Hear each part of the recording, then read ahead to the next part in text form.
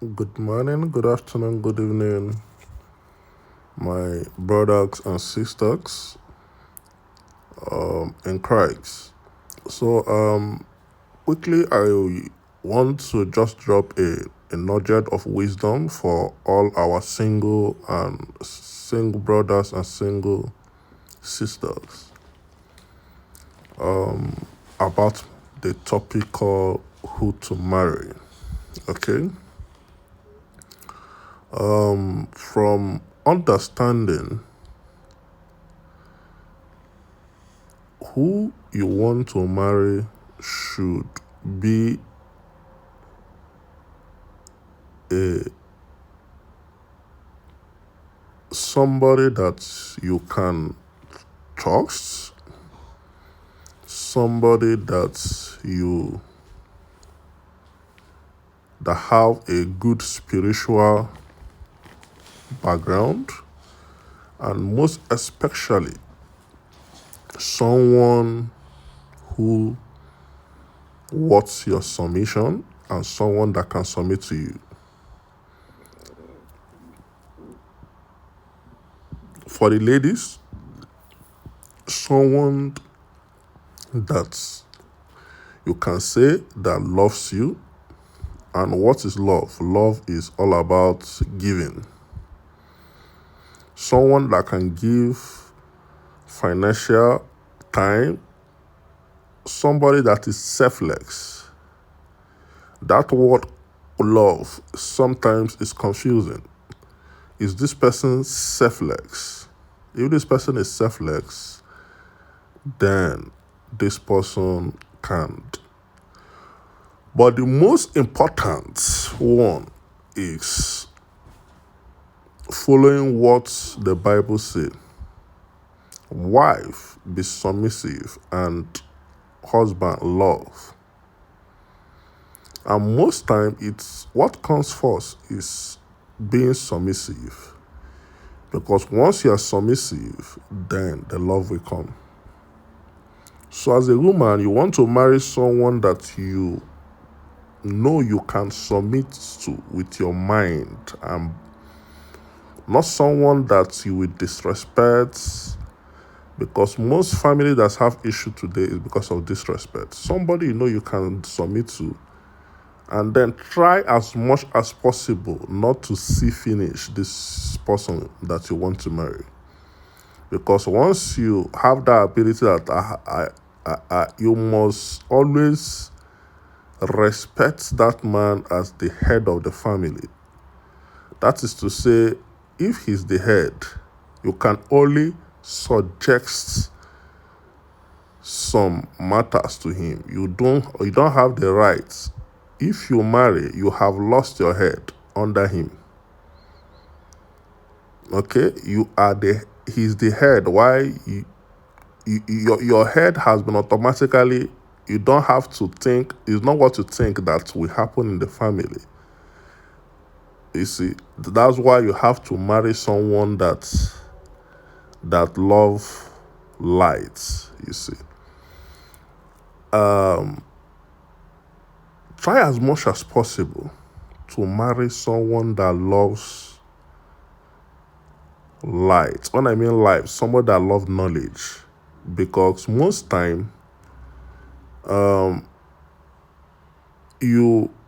your husband or your wife might not know all, but is he or she willing to learn?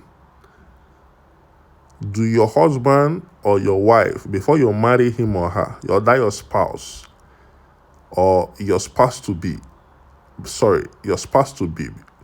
because you should be taking this message before you get married, even after the marriage too. Do your husband or wife love light? Do she like reading? How many books has she read? Is this person that love listening to tapes, learning online, trying to increase her knowledge base, or trying to increase his knowledge base? Knowledge today is not only acquired through books. You can acquire it through listening to messages, audio messages. You can acquire knowledge through listening to YouTube and all that. Is your spouse committed in this aspect, very, very important. If your spouse is not committed in adding information to him or herself, you might find it difficult to he or she might find it difficult to add more values after marriage, because the only way you add more values is through learning, whether through YouTube, whether through audio messages, whether through books. Okay, this is the most important, because if you are a Christian, you are in the kingdom of what? Knowledge. You are in the kingdom of light. That's why Christ said, my people are suffering because of lack of knowledge. You see. Now, why are they suffering, or why are they destroyed because of lack of knowledge? Is because of what? That thing called destroy. The destroyer there is lack of knowledge. People call it devil. It's not devil. It's you not knowing what you're supposed to know in a particular situation, whether in the aspect of finance, in the aspect of marriage. So that is the reason why the person you marry should be, if I should say, the capital thing is light. Before God created the heavens and the earth, the first thing he created, he said, let there be light. There was light before he started creating all things. So if you want to create an institution, a marriage that that person have becomes part of you, you should do what? First of all, look for light. Is the person a lover of light? Is the person a lover of learning through books, through audio messages, through social media? If this person is a lover of light, after learning, does he she or he try to influence himself through what he has learned? Very important. It's not because of somebody's listening to maybe his pastor's message online, trying to, no. Do this person really love knowledge? Does he read beyond what his pastor is teaching him? Do he search for knowledge? Do this person listen to tapes, listen to audio messages more than what his pastor or her pastor is teaching him or her? Very, very important. In fact, before I married, I centered my marriage on this, and I did not make mistake. Today, my wife, anything that she want to learn, she quickly go to either buy books on it or begin to join a particular training online that can help her influence the way she manage her home. Today, I love light. I do the same. I try as much as possible to read up whatever I didn't know, to know it more better. I try as much as possible to read up in the area of finance, to know it more better. I try as much as possible to read up spiritually, to know how to control my home and all that, to know it more better. Because I saw it in her. That is the capital reason I married her. So if you want to marry somebody that will give you peace, because a lot of marriage is being destroyed, not because of there is no finance, it's because of the person you marry is not a lover of light. Lover of light supersede submission, supersede love. When somebody is a lover of light, naturally the person will be submissive. So naturally the person will love you. Because light, understanding, reading, knowledge brings understanding. When the person understands that, yes, I'm supposed to be submissive, I'm supposed to love my wife, definitely it will come in.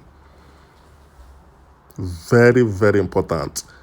You see? And I think this is the most important. But in the olden day, in the 80s, in the 90s, in the 50s and 40s, people, our fathers, they marry because of what? What they do not have in their family. You will see a family that everybody there is prospering. If they want to marry, they will go and marry from a family. Maybe they are prospering, but they always forsake in that family. And you see another family that they don't used to prosper, but they hardly forsake. Their gene is very strong. Sometimes a family that is prospering, if this family want to marry, they will go to a family that their gene is very strong, so that the children they will bring to the earth will have a very strong gene, and then we also have an insight on how to create wealth. You won't see a family that doesn't have prosperity in their lineage, but they have a strong gene. They don't forsake. You see them going to marry somebody again that doesn't have prosperity in their lineage, and they don't forsake. You see it that the kind of children that we produce will be very strong children, but the poverty will be much. Do you see what I'm trying to tell you? So, guys, we should always also also consider this, okay? Even the science have tried to make it more easier for us, that who you want to marry, always check the person's genotype. Is it AX or is it SX? So as an AX, you're not supposed to go and marry somebody that is an AX. You should look for somebody that is AA. So science has made this thing easier for us, my brothers. You see, if you want to marry, look at the parents, the mother, the father, the a capital influence of the child you want to marry.